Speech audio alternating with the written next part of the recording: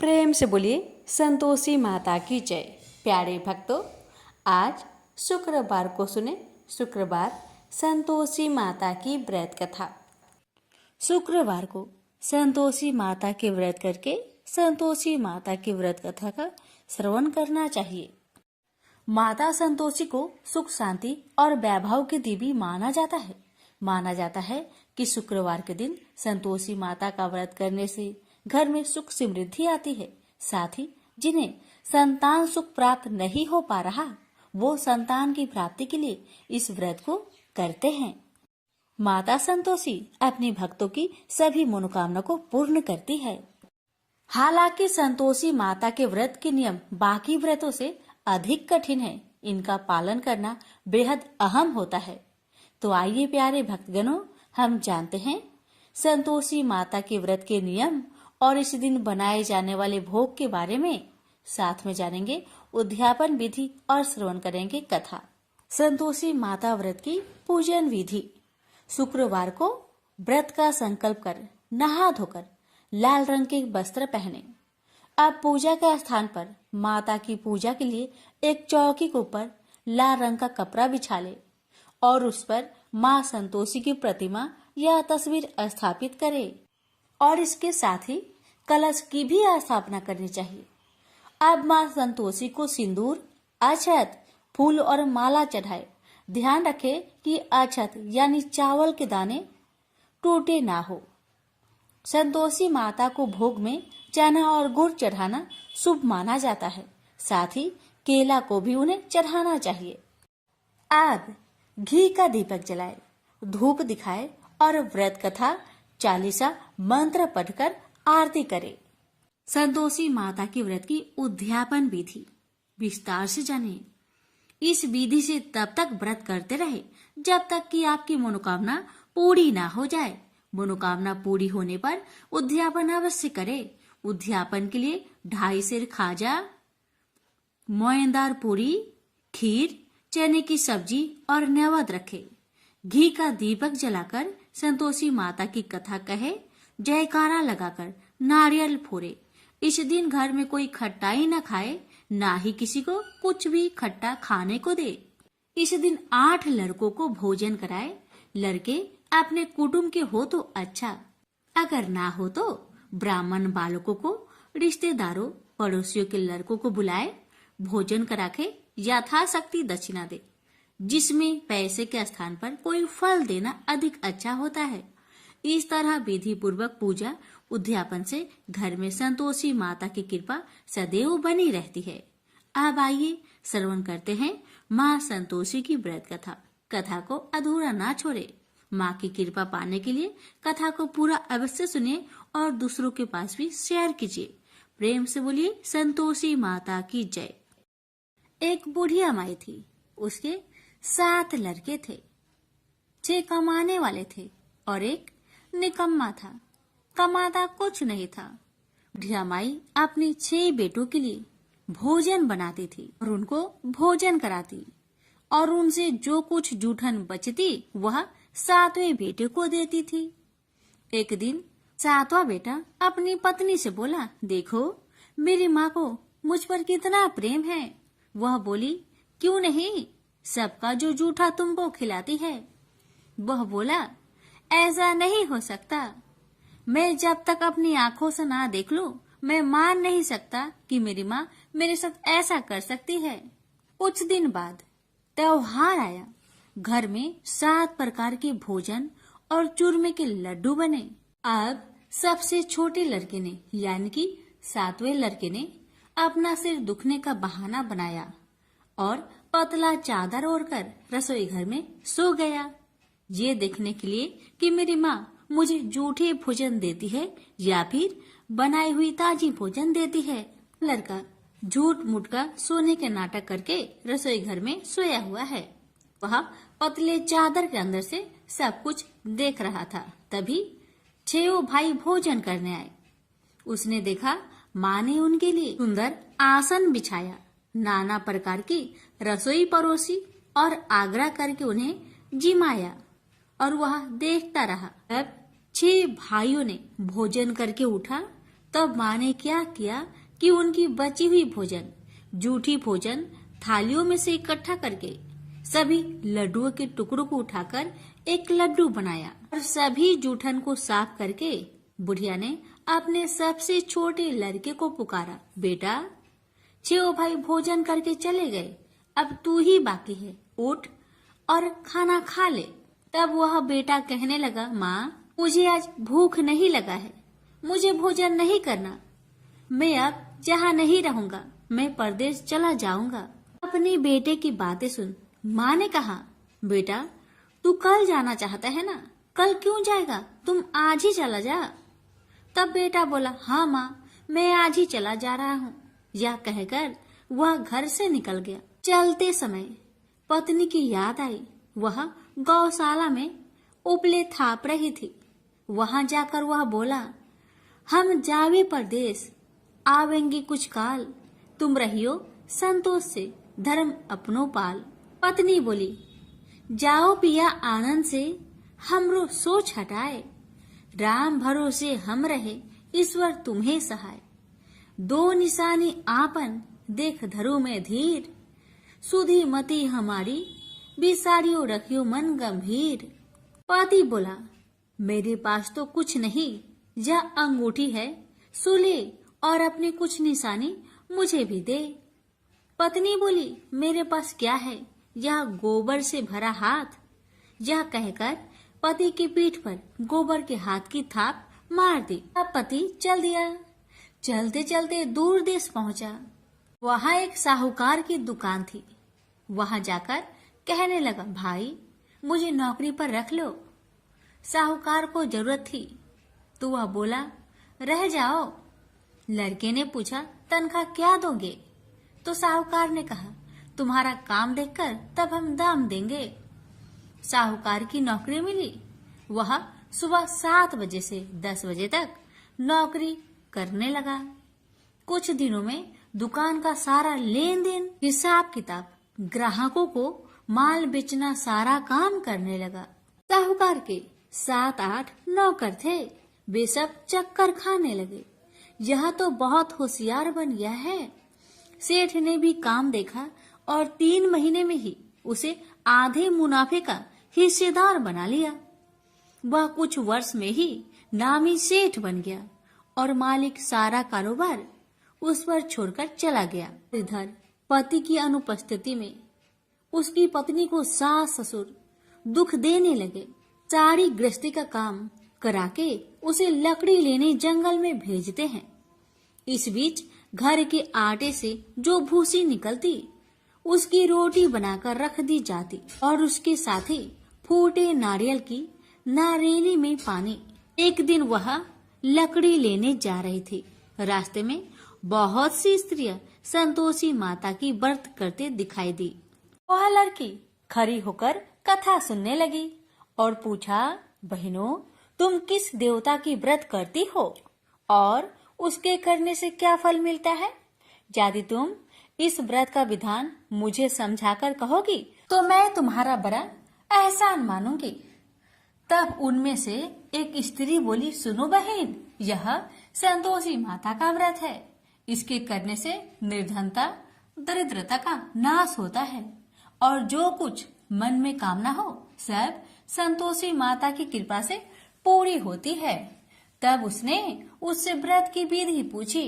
वह भक्तिनी स्त्री बोली, 1.25 आने का गुड़ चना लेना, इच्छा हो तो 5.25 आने का लेना, या फिर 1.25 रुपए का भी सहूलियत के अनुसार लाना। बिना परेशानी और श्रद्धा व प्रेम से जितना भी बन पड़े 1.25 लेना। प्रत्येक शुक्रवार को निराहार रहकर कथा सुनना। इसके बीच कर्म टूटे नहीं, लगातार नियम पालन करते रहना। सुनने वाला कोई न मिले तो घी का दीपक जला उसके आगे या जल के पात्र के सामने रखकर कथा कहना। जब कार्य सिद्ध न हो नियम का पालन करना और कार्य सिद्ध हो जाने पर व्रत का उद्यापन करना। 3 मास में माता फल पूरा करती है। यदि किसी के ग्रह खोटे भी हो तो भी माता वर्ष भर में कार्य सिद्ध करती है। फल सिद्ध होने पर उद्यापन कर लेना चाहिए, बीच में नहीं। उद्यापन में 2.5 सेर आटे का खाजा तथा इसी परिमाण में खीर तथा चने का साग करना। 8 लड़कों को भोजन कराना, जहाँ तक मिले देवर जेठ भाई बंधु के हो, न मिले तो रिश्तेदारों और पास पड़ोसियों को बुलाना। उन्हें भोजन करा, यथाशक्ति दक्षिणा दे, माता का नियम पूरा करना। उस दिन घर में खटाई न खाना। यह सुन बुढ़िया माई के लड़के की बहू चल दी। रास्ते में लकड़ी की बोझ को बेच दिया और उन पैसों से गुड़ चना ले माता की व्रत की तैयारी कर आगे चली और सामने मंदिर देखकर पूछने लगी, यह मंदिर किसका है? सब कहने लगे, संतोषी माता का मंदिर है। यह सुनकर माता के मंदिर में जाकर चरणों में लौटने लगी, दीन हो विनती करने लगी, माँ मैं निपट अज्ञानी हूँ, व्रत के कुछ भी नियम नहीं जानती, मैं दुखी हूँ। हे माँ जगत जननी, मेरा दुख दूर कर, मैं तेरी शरण में आई हूँ। माता को दया आई। एक शुक्रवार बीता कि दूसरे को उसके पति का पत्र आया और तीसरे शुक्रवार को उसका भेजा हुआ पैसा आ पहुंचा। यह देख जेठ जेठानी मुंह सिडोकने लगी, लड़के ताने देने लगे, काकी के पास पत्र आने लगे, रुपया आने लगा। अब तो काकी की खातिर बढ़ेगी। बेचारी सरलता से कहती, भैया कागज आवे रुपया आवे, हम सब के लिए अच्छा है। ऐसा कहकर आंखों में आंसू भरकर संतोषी माता के मंदिर में आ मातेश्वरी के चरण में गिरकर रोने लगी, माँ मैंने तुमसे पैसा कब मांगा है माँ? मुझे पैसे से क्या काम है माँ? मुझे तो अपने सुहाग से काम है। मैं तो अपनी स्वामी के दर्शन मांगती हूँ माँ। तब माता ने प्रसन्न होकर कहा, जा बेटी तेरा स्वामी आएगा। यह सुनकर खुशी से बावली होकर घर जा पहुंची, अपना काम काज करने लगी। अब संतोषी माँ विचार करने लगी, इस भोली पुत्री को मैंने कह तो दिया कि तेरा पति आएगा, लेकिन कैसे? वह तो इसे सपने में भी याद नहीं करता। उसे याद दिलाने को मुझे ही जाना पड़ेगा। इस तरह माता जी उस बुढ़िया के बेटे के पास जा सपना में प्रकट हो कहने लगी, साहूकार के बेटे तुम सो रहा है या जागता है? वह कहने लगा, माता मैं सोता भी नहीं जागता भी नहीं, कहो क्या आज्ञा है? माता कहने लगी, तेरे घर बार कुछ है कि नहीं? वह बोला, मेरे पास सब कुछ है माँ, माँ बाप है, पत्नी है, क्या कमी है माँ? माँ बोली, भोले पुत्र तेरी पत्नी घोर कष्ट उठा रही है, तेरे माँ बाप उसे परेशान कर रहे हैं, वह तेरे लिए तरस रही है, तू उसकी सुधि ले। वह बोला, हाँ माता जी यह तो मालूम है, परंतु जाऊं तो कैसे? परदेश की बात है, लेन देन का कोई हिसाब नहीं है, कोई जाने का रास्ता भी नहीं आता, कैसे चला जाऊं? माँ कहने लगी, मेरी बात मान, सवेरे नहा धोकर संतोषी माता का नाम ले, घी का दीपक जला, दंडवत कर दुकान पर बैठ, देखते देखते तेरा सारा लेन देन चुक जाएगा, जमा का माल बिक जाएगा, साज होते होते धन का भारी ढेर लग जाएगा। माता की बात मानकर वह नहा धोकर संतोषी माता को दंडवत घी का दीपक जला। थोड़ी देर में देने वाले रुपए लाने लगे, लेने वाले हिसाब लेने लगे, कोठे में भरे सामान की खरीदारी नगद दाम में दे सौदा करने लगे। शाम तक धन का भारी ढेर लग गया। मन में माता का नाम ले चमत्कार देख प्रसन्न होकर घर ले जाने के वास्ते गहना कपड़ा सामान खरीदने लगा। यह काम से निपट तुरंत घर को रवाना हुआ। उधर उसकी पत्नी जंगल में लकड़ी लेने जाती है। लौटते वक्त माता जी के मंदिर में विश्राम करती है। वह तो उसके प्रतिदिन रुकने का जो स्थान ठहरा। धूल उड़ती देख वह माता से पूछती है, हे माता यह धूल कैसे उड़ रही है? माता कहती है, हे पुत्री तेरा पति आ रहा है, अब तू ऐसा कर लकड़ियों के 3 बोझ बना ले, एक नदी के किनारे रख और दूसरा मेरे मंदिर पर व तीसरा अपने सिर पर। तेरे पति को लकड़ियों का गट्टर देख मोह पैदा होगा, वह यहाँ रुकेगा, नाश्ता पानी खाकर माँ से मिलने जाएगा।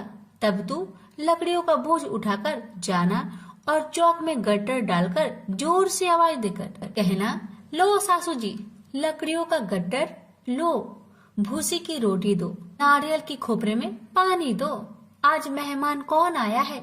माताजी बहुत अच्छा कहकर वह प्रसन्न मन से लकड़ियों के 3 गट्टर बनाई, एक नदी के किनारे पर और एक माताजी के मंदिर पर रखा। इतने में मुसाफिर आ पहुंचा। सूखी लकड़ी देख उसकी इच्छा उत्पन्न हुई कि हम यहीं पर विश्राम करें और भोजन बनाकर खा पीकर गांव जाए। इसी तरह रुककर भोजन बना, विश्राम करके गांव को गया, सबसे प्रेम से मिला। उसी समय सिर पर लकड़ी का गट्टर लिए वह उतावली सी आती है, लकड़ियों का भारी बोझ आंगन में डालकर जोर से 3 आवाज देती है, लो सासू जी, लकड़ियों का गट्टर लो, भूसी की रोटी दो, आज मेहमान कौन आया है। यह सुनकर उसकी सास बाहर आकर अपने दिए हुए कष्टों को भुलाने हेतु कहती है, बहू ऐसा क्यों कहती है, तेरा मालिक ही तो आया है, आ बैठ, मीठा भात खा, भोजन कर, कपड़े पहन, गहने पहन। उसकी आवाज सुन उसका पति बाहर आता है, अंगूठी देख व्याकुल हो जाता है और माँ से पूछता है, माँ यह कौन है। माँ ने कहा, बेटा यह तेरी पत्नी है, जब से तू गया है तब से सारे गांव में भटकती फिरती है, घर का कामकाज कुछ नहीं करती, 4 पहर आकर खा जाती है। वह बोला, ठीक है माँ, मैंने इसे भी देखा और तुम्हें भी, अब दूसरे घर की ताली दो, मैं उसमें रहूंगा। माँ बोली, ठीक है, जैसी तेरी मर्जी। तब वह दूसरे मकान की तीसरी मंजिल का कमरा खोल सारा सामान जमाया। एक दिन में ही राजा के महल के जैसा ठाट बाट बन गया। अब क्या था, बहू सुख भोगने लगी। इतने में शुक्रवार आया। उसने पति से कहा, मुझे संतोषी माता का व्रत उद्यापन करना है। पति बोला, खुशी से कर लो। वह उद्यापन की तैयारी करने लगी। जेठानी के लड़कों को भोजन के लिए कहने गई। उन्होंने मंजूर किया, परंतु पीछे से जेठानी ने अपने बच्चों को सिखाया, देखो भोजन के समय खटाई मांगना, जिससे उसका उद्यापन पूरा ना हो। अब तो बच्चे जिमने आए, खीर खाना पेट भर के खाए, परंतु बाद में खाते ही कहने लगे, हमें खटाई दो, खीर खाना हमको नहीं भाता, देखकर आरुचि होती है। वह कहने लगी, भाई खटाई किसी को नहीं दी जाएगी, यह माँ संतोषी का प्रसाद है। लड़के उठ खड़े हुए, बोले, पैसे लाओ। भोली बहू कुछ जानती नहीं थी, वह उन बालकों को पैसे दे दिए। लड़के उसी समय हट करके इमली खटाई ले खाने लगे। यह देखकर बहू पर माताजी ने कोप किया। राजा के दूत उसके पति को पकड़कर ले गए। जेठ जेठानी मन माने वचन कहने लगे, लूट लूट कर धन इकट्ठा कर लाया है, अब सब मालूम पड़ जाएगा जब जेल की मार खाएगा। बहू से यह सहन नहीं हुआ। रोती हुई बहू माताजी के मंदिर गई, कहने लगी, हे माता, तुमने क्या किया, हंसाकर अब भक्तों को रुलाने लगी। माता बोली, बेटी तूने उद्यापन करके मेरा व्रत भंग किया है। वह कहने लगी, माता मैंने कुछ अपराध किया है क्या? मैंने तो भूल से लड़कों को पैसे दे दिए थे, मुझे क्षमा करो, मैं फिर तुम्हारा उद्यापन करूंगी। माँ बोली, अब भूल मत करना। माँ कहती है, अब भूल नहीं होगी, अब बतलाओ वो कैसे आएंगे। माँ बोली, जा पुत्री, तेरा पति तुझे रास्ते में आता मिलेगा। वह निकली, राह में पति आता मिला। वही पूछी, कहाँ गए थे? वह कहने लगा, इतना धन जो जमाया है उसका टैक्स राजा ने मांगा था, वह भरने गया था। वह परेशान हो बोली, भला हुआ, अब घर को चलो। कुछ दिन बाद फिर शुक्रवार आया। फिर वह बोली, मुझे माता का उद्यापन करना है। पति ने कहा, करो पत्नी, फिर जेठ के लड़कों को भोजन को कहने गई। रानी ने एक दो बातें सुनाई। सब लड़कों को सिखाने लगी, तुम सब लोग पहले ही खटाई मांगना। लड़के भोजन से पहले कहने लगे, हमें खीर नहीं खाना, हमारा जी बिगड़ता है, कुछ खटाई खाने को दो। वह बोली, खटाई किसी को नहीं मिलेगा, आना हो तो आओ। वह ब्राह्मण के लड़के को लाकर भोजन कराने लगी। यथाशक्ति दक्षिणा की जगह एक एक फल उन्हें दिया। संतोषी माता प्रसन्न हुई। माता की कृपा होते ही 9वें मास में उसके चंद्रमा के समान सुंदर पुत्र प्राप्त हुआ। पुत्र को पाकर प्रतिदिन माता जी के मंदिर में जाने लगी। माँ ने सोचा, यह रोज आती है, आज क्यों न आई, इसके घर चलो। यह विचार कर माता ने भयानक रूप बनाया। गुड़ चने से सना मुख, ऊपर सूर्य के समान होठ, उस पर मक्खियां भीन भीन कर रही थी। दहली पर पैर रखते ही उसकी सास चिल्लाई, देखो रे देखो, कोई चुड़ैल डाकिन चली आ रही है। लड़कों, इसे भगाओ, नहीं तो किसी को खा जाएगी। लड़के भागने लगे, चिल्लाकर खिड़की बंद करने लगे। बहू रोशन दान में देख रही थी। प्रसन्नता से पगली बन चिल्लाने लगी, आज मेरी माँ मेरे घर आई है, आज मेरी माता मेरे घर आई है। वह बच्चों को दूध पीने से हटाती थी। इतने में सास का क्रोध फट पड़ा। वह बोली, क्यों उतावली हुई है, बच्चे को पटक दिया। इतने में माँ के प्रताप से लड़के ही लड़के नजर आने लगे। वह बोली, माँ, जिसका मैं व्रत करती हूँ, यह वही संतोषी माता है। सबने माता जी के चरण पकड़ लिए और विनती कर कहने लगे, हे माता, हम मूर्ख हैं, अज्ञानी हैं, तुम्हारे व्रत की विधि हम नहीं जानते। व्रत भंग कर हमने बड़ा अपराध किया है। जग माता, आप हमारा अपराध क्षमा करो। इस प्रकार माता प्रसन्न हुई। बहू को प्रसन्न हो जैसा फल दिया, वैसा माता सबको दे। जो पढ़े उसका मनोरथ पूर्ण हो, जो सुने उसका भी मनोरथ पूर्ण हो। प्रेम से बोलिए, संतोषी माता की जय।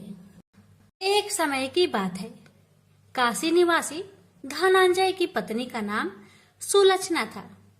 उसे अन्य सब सुख प्राप्त थे, केवल निर्धनता ही उसके दुख का एकमात्र कारण थी।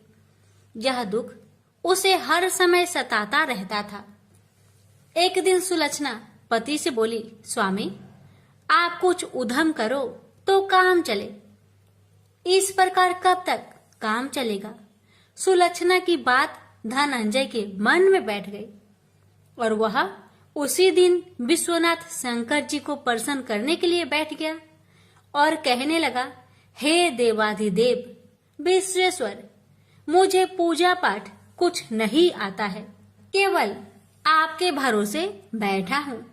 इतनी विनती करके वह 2-3 दिन भूखा प्यासा बैठा रहा। यह देखकर भगवान शंकर ने उसके कान में अन्नपूर्णा अन्नपूर्णा अन्नपूर्णा इस प्रकार 3 बार कहा। यह कौन क्या कह गया?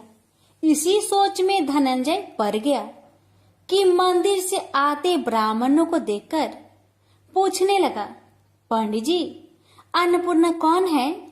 ब्राह्मणों ने कहा, तू अन्न छोड़कर बैठा है, सो तुझे अन्न की बात सूझती है, जा घर जाकर अन्न ग्रहण कर। धनंजय घर गया, स्त्री से सारी बात कही। वह बोली, नाथ, चिंता मत करो, स्वयं शंकर जी ने यह मंत्र दिया है, वे स्वयं ही खुलासा करेंगे, आप फिर जाकर उनकी आराधना करो। धनंजय फिर जैसा कि तैसा पूजा में बैठ गया। रात्रि में शंकर जी ने आज्ञा दी और कहा, तू पूर्व दिशा में चला जा। वहां अन्नपूर्णा का नाम जपता जाता और रास्ते में फल खाता, झरनों का पानी पीता जाता। इस प्रकार कितने ही दिनों तक चलता गया। वहां उसे चांदी सी चमकती वन की शोभा देखने में आई। सुंदर सरोवर देखने में या उनके किनारे कितनी ही अप्सराएं झुंड बनाए बैठी थी। एक कथा सुनाती और सब मिलकर माँ अन्नपूर्णा इस प्रकार बार बार कहती थी, जहाँ अगहन मास की उजेली रात्रि थी और आज से ही व्रत का प्रारंभ था। जिस शब्द की खोज करने वह निकला था वह उसे वहां सुनने को मिला। धनंजय ने उसके पास जाकर पूछा, हे देवियों, आप यहाँ क्या करती हो? उन सब ने कहा, हम माँ अन्नपूर्णा का व्रत करती हैं। धनंजय ने पूछा, व्रत पूजा करने से क्या होता है? यह किसी ने किया भी है? इसे कब किया जाए? कैसा व्रत है और कैसी विधि है? मुझसे भी विस्तार से बताओ। वे कहने लगी, इस व्रत को सब कोई कर सकते हैं। 21 दिन तक के लिए 21 गांठ का सूत लेना चाहिए। 21 दिन यानी न बने तो एक दिन उपवास करे, या भी ना बने तो केवल कथा सुनकर प्रसाद ले। निराहार रहकर कथा कहे, कथा सुनने वाला कोई न मिले तो पीपल के पत्तों को रख, सुपारी या घृत कुमारी वृक्ष को सामने कर, दीपक को साक्षी कर, सूर्य, गाय, तुलसी या महादेव को बिना कथा सुनाए मुख में दाना न डाले। यदि भूल से कुछ पड़ जाए तो एक दिवस फिर उपवास करे। व्रत के दिन क्रोध न करे और झूठ ना बोले। धनंजय बोला, इस व्रत के करने से क्या होगा? वे कहने लगी, इसके करने से अंधों को नेत्र मिले, लुल्लू को हाथ मिले, निर्धन के घर धन आए, बाझिन को संतान मिले, मूर्ख को विद्या आए। जो जिस कामना से व्रत करे माँ उसकी इच्छा पूरी करती है। वह कहने लगा, बहनों, मेरे पास भी धन नहीं है, विद्या नहीं है, कुछ भी तो नहीं है। मैं तो दुखिया ब्राह्मण हूँ। मुझे इस व्रत का सूत दोगी? हाँ भाई, तेरा कल्याण हो, हम तुम्हें अवश्य देंगे। ले, इस व्रत का मंगल सूत्र ले। धनंजय ने व्रत किया। व्रत पूरा हुआ। तभी सरोवर में से 21 खंड की स्वर्ण सीढ़ी हीरा मोती जड़ी हुई प्रकट हुई। धनंजय अन्नपूर्णा अन्नपूर्णा कहता जाता था। इस प्रकार कितनी ही सीढ़ियां उतर गया तो क्या देखता है कि करोड़ों सूर्य से प्रकाशमान अन्नपूर्णा का मंदिर है। उसके सामने स्वर्ण सिंहासन पर माता अन्नपूर्णा विराजमान है। सामने भिक्षा हेतु शंकर भगवान खड़े हैं। देवांगनाएं चवर डुलाती है। कितनी ही हथियार बांधे पहरा देती है। धनंजय दौड़कर जगदम्बा के चरणों में गिर गया। देवी उसके मन का कलेश जान गई। धनंजय कहने लगा, माता, आप तो अंतर्यामी हो, आपको अपनी दशा क्या बताऊं? माता बोली, मेरा व्रत किया है, जा, संसार तेरा सत्कार करेगा। माता ने धनंजय की जिह्वा पर बीज मंत्र लिख दिया। अब तो उसके रोम रोम में विद्या प्रकट हो गई। इतने में क्या देखता है कि वह काशी विश्वनाथ के मंदिर में खड़ा है। माँ का वरदान ले धनंजय घर आया। सुलक्षणा से सब बात कही। माता जी की कृपा से उसके घर में संपत्ति उमड़ने लगी। छोटा सा घर बहुत बड़ा गिना जाने लगा। जैसे शहद के छत्तों में मक्खियां जमा होती है, उसी प्रकार अनेक सगे संबंधी आकर उसकी बड़ाई करने लगे। कहने लगे, इतना धन और इतना बड़ा घर, सुंदर संतान नहीं हो तो इस कमाई का कौन भोग करेगा? सुलक्षणा से संतान नहीं है, इसलिए तुम दूसरा विवाह करो। अनिच्छा होते हुए भी धनंजय को दूसरा विवाह करना पड़ा और सुलक्षणा को सौत का दुख उठाना पड़ा।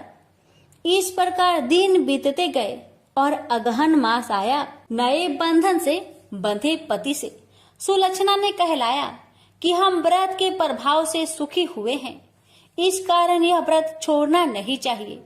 यह माता जी का प्रताप है जो हम इतने संपन्न और सुखी हैं।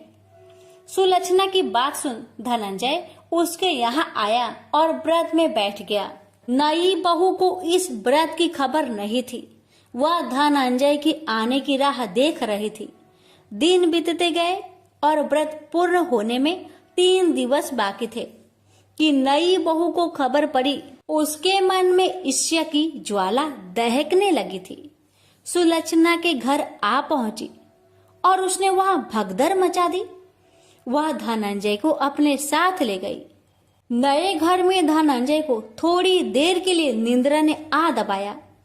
इसी समय नई बहू ने उसका व्रत का सूत तोड़कर आग में फेंक दिया। अब तो माता जी का कोप जाग गया। घर में अकस्मात आग लग गई। सब कुछ जलकर खाक हो गया। सुलक्षणा जान गई और पति को फिर अपने घर ले आई। नई बहू रूठकर माता पिता के घर जा बैठी। पति को परमेश्वर मानने वाली सुलक्षणा बोली, नाथ घबराना नहीं, माता जी की कृपा अलौकिक है।